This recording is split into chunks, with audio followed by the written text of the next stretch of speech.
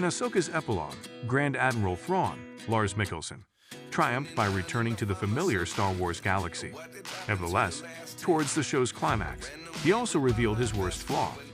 Even though Thrawn is a brilliant strategist who can lead the Imperial remnant, he does have a weakness that his adversaries will be able to take advantage of when the galaxy prepares for a new war between the films in the original and sequel trilogies.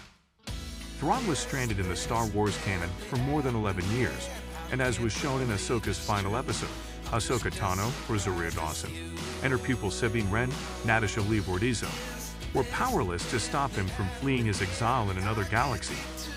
But Jedi Ezra Bridger managed to smuggle himself onto Thrawn's Star Destroyer, ending his own banishment and leaving Ahsoka and Sabine as the last Jedi heroes left in a different galaxy.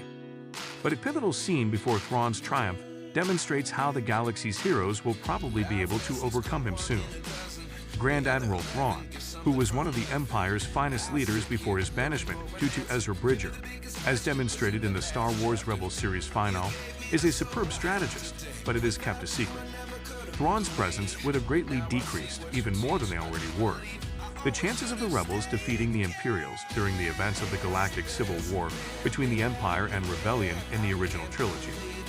Thus, as the Star Wars New Republic era progresses, Thrawn is now poised to become the heir to the Empire, leading the Imperial remnant and forming a real Imperial resurgence.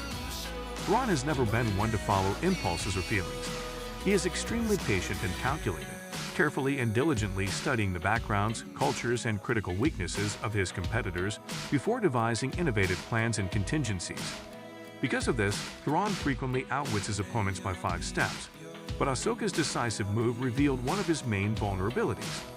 He requires his opponents to know when he has won and how they have lost. This is demonstrated when, just before his ship leaps to the known galaxy, the Grand Admiral speaks with Ahsoka over a communication channel, declaring his victory and revealing his knowledge of her master, Anakin Skywalker.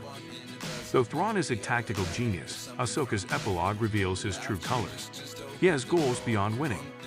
Thrawn desires for his adversaries to understand how and why he has triumphed. Given that Thrawn was influenced by Sherlock Holmes, who also enjoys giving lectures, this is entirely in character.